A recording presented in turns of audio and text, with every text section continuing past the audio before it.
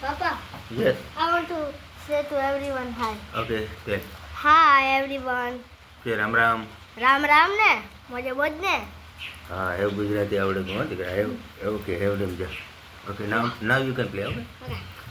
જય માતાજી બધા ફોલોવર મિત્રોને. ગઈકાલે આપણે પહેલો ભાગ કીધો તો મારી મુલાકાતનો અને મારી કઈ રીતે લવ સ્ટોરી ચાલુ થઈ અને બીજો ભાગની વાત કરી હતી. અત્યારે બીજા ભાગની થોડીક ડિટેલ માહિતી બાકી છે એ આજે શેર કરી દઈએ. ઓકે તો કાલે મેં તમને ત્યાં સુધી વાત કરી હતી કે મેં એને કીધું હતું કે આપણે ફોન કોલથી અને વિડીયો કોલથી વાત કરીએ એમાં કોઈ વ્યક્તિ કઈ પ્રકારનું છે ને એની કોઈ આપણે પૂરેપૂરી માહિતી ન મળે. જો આપણે વ્યક્તિને જાણવું હોય કે આ વ્યક્તિ કઈ ટાઈપનું છે તો એને મુલાકાત કરવી પડે, ટાઈમ સ્પેન્ડ કરવો પડે તો જ આપણે વ્યક્તિનું વ્યક્તિત્વ, સ્વભાવ અને નેચર બધું ખબર પડે. એટલે આ વ્યક્તિને મેં સ્પોન્સર કર્યું હતું, અહીંયા બોલાવી હતી રિટર્ન ટિકિટ લઈને. મેં કીધું તને ફાવે તો રહેવાનું, નહીં તો ભાઈ જાય. પછી અહીંયા મલેશિયા આવી અને અમે એને 1 મહિનાની વિઝા હતી એટલે લગભગ 20-25 દિવસ અહીંયા મલેશિયામાં રહી. પછી એની વિઝા પૂરી થઈ, 1 જ મહિનાની હતી વિઝિટ વિઝા, એટલે પાછું રિટર્ન જવું પડે એમ હતું ફિલિપાઇન્સ. એટલે ફિલિપાઇન્સ મેં કીધું હવે તારી વિઝા પૂરી થઈ ગઈ, તું તારી પાસે રિટર્ન ટિકિટ છે, તું જા. જો તને યોગ્ય લાગ્યું હોય કે ભરત છે એ વ્યક્તિથી વ્યવસ્થિત છે અને લાઈફ ટાઈમ એની હારે સ્પેન્ડ કરવાથી મને જો પ્રોબ્લેમ નહીં થાય તો પાછી રિટર્ન આવી જાય. તો એની કીધું હા. મેં કીધું મારે ને તારો જવાબ અત્યારે નથી જોતો, યસ કે નો. તું ત્યાં જઈને મને ફોન કરજે કે મારો આન્સર શું છે, મારે તારી યારે લાઈફ સ્પેન્ડ કરવી છે કે નહીં. તો પછી આની મને કીધું કે હા ઓકે હું તમને ફિલિપાઇન્સ જઈને ફોન કરી. પછી એની ફ્લાઇટ હતી એની એરપોર્ટે મૂકવા ગયો કોલાલમપુરમાં અને KLCC એરપોર્ટ, અને પછી ત્યાંથી ફિલિપાઇન્સ વહી ગઈ. પછી ત્રીજા દિવસે મને જે ફોન કર્યો, મને કહે કે મને કંઈ પ્રોબ્લેમ નથી, મારે તારા મેરેજ કરવા છે. અને પછી મેં એક વાત આને એ પણ ક્લિયર કરી હતી કે જો હું અત્યારે મલેશિયામાં મારું નાનું એવું બિઝનેસ કે કામ છે, ધંધો છે, એટલા માટે અહીંયા છે, હું લાઈફ ટાઈમ મલેશિયામાં રહેવાનું નથી. પછી ગમે ત્યારે મારી માં ત્યાં ઇન્ડિયામાં એકલી છે અને એની ઉંમરે થઈ ગઈ છે હવે, એટલે ગમે ત્યારે મારે ઇન્ડિયા જવું પડશે. જો ઇન્ડિયામાં તું સેટ થઈ શકે એમ હોય તો તું હા પાડ, અને તો આપણે મેરેજ કરીએ અને તો જ આપણી ગાડી આગળ ચાલશે. નહીંતર જો તને એમ હોય કે હું અહીંયા મલેશિયામાં જ રહેવાનો છે લાઈફ ટાઈમ, તો એ વસ્તુ પોસિબલ નથી. એટલે એને કીધું કે ઓકે નો પ્રોબ્લેમ, હું ઇન્ડિયામાં એડજસ્ટ કરી લે. અને મેં મારી આર્થિક પરિસ્થિતિ પણ એને કહી દીધી કે ઇન્ડિયામાં આર્થિક રીતે હું નાનો માણસ છું, હું પૈસાદાર નથી અને નાના એવા મકાન છે ને નોર્મલ લાઈફ છે. એટલે સાચી વાત કરી દીધી ને. આ મારે આદત પહેલેથી જ છે, કોઈ પણ વ્યક્તિ અરે કોઈ પણ આપણે ઓકાત છુપાવવાની નહીં, જે હોય સાચું કહી દેવાનું. પછી આપણું હોય તો રહીએ અને આપણું ન હોય તો જાય. એટલે આ વ્યક્તિ બધી મારી વાત અરે એગ્રી હતું, બરાબર છે. અને એને પણ ગમતું હતું બધું, મારો સ્વભાવ અને મારું વ્યક્તિત્વ, એટલે એ એગ્રી થઈ ગઈ.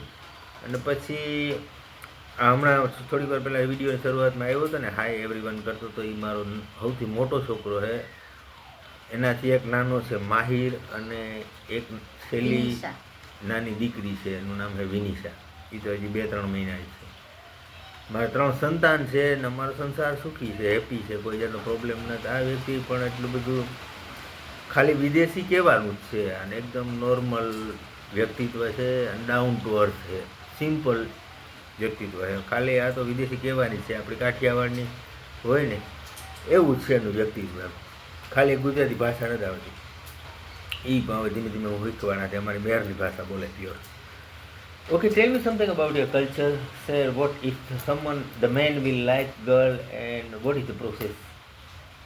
Yeah, for us, the bride here in India, if they will get married, they have very heavy gold. Yes. In Philippines, we don't have. We want only your heart and your family background. Okay, so no, they don't care about the gold and jewelry and this all stuff like land or farm. No. એ કે અમારા ફિલિપાઇન્સની અંદર કોઈ વ્યક્તિ યારે marriage કરવા હોય તો અમે કોઈ દહેજ કે એના કેટલી જમીન છે આપણે, હું પહેલાં મારા વિડીયો બધા વાત કરતો ને વીઘા શાહ, એટલે આ લોકોને કંઈ વીઘા હેરીને શાહ હેરીને લેવા દેવા ન હોય, તોલાની જરૂર ન પડે. અને સિમ્પલ માણસ હોય તો મેરેજ કરી લે આ ટાઈપના હોય.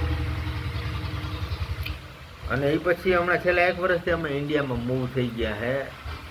અત્યારે અહીંયા સ્પોકન ઇંગ્લિશના ક્લાસ કરાવીએ છીએ અને લાઈફ હેપી છે. 3 સંતાન છે અને નોર્મલ લાઈફ જીવીએ છે ને With હેપી છે. online class also, tell them. Online class કરાવીએ છીએ ઘરેથી. કોઈ મતલબ રાણાવા સુધી અપડાઉન ન કરી શકે, ઓફિસ સુધી ક્લાસ ઓફલાઈન એટેન્ડ ન કરી શકે, તો એને ઓનલાઈન ક્લાસની પણ અમે ફેસિલિટી આપીએ છીએ. અને બાકી જે નજીક હોય તો ઓફલાઈન ક્લાસ એટેન્ડ કરે છે મારા. અમે 2 માણા કરાવીએ છીએ. સ્પોકન ઇંગ્લિશનું, અબ્રોડ ઇન્ટરવ્યૂ પ્રિપેરેશનનું અને ઇંગ્લિશને લગતું બધું કામ કરાવીએ છીએ. એટલે બસ આ નાની એવી અમારી કહાની હતી અને તમારા હારે શેર કરવાની. તમારી ખાસ ફોલોવર મિત્રોની ફરમાઈશ હતી કે ભાઈ ભરતભાઈ તમે તમારી વાઈફને કઈ રીતે મળ્યા અને કઈ રીતે આખી તમારી સ્ટોરી અમને શેર કરો. તો એટલે આ ફોલોવર મિત્રોનો આગ્રહ હતો, એટલા માટે આ બસ નાનકડી એવી સ્ટોરી અમારી હતી શેર કરીને. બાકી તો અમારી એક નાનકડી યુટ્યુબ ચેનલ છે ને, એને થોડોક સપોર્ટ કરજો અને સબસ્ક્રાઈબ કરજો, શેર કોમેન્ટ કરજો. એટલે એમાં થોડાક આગળ આવીએ. તમને યોગ્ય લાગતું હોય તો કે આ વ્યક્તિ સપોર્ટ કરવા જેવું હોય તો કરજો તમે સપોર્ટ. બાકી ખાલી જોઈને પણ સ્કીપ કરી શકો તમે. તમને ઈચ્છા ન હોય તો નો પ્રોબ્લેમ, તમારી મરજીની વાત છે. તમારો અંતરાત્મા જેમ કહેતો હોય કે આ વ્યક્તિને સપોર્ટ કરવા જેવું હોય તો કરજો, પોસિબલ હોય તો. You want to say something? Yeah, nothing. Support us. Okay, જય માતાજી.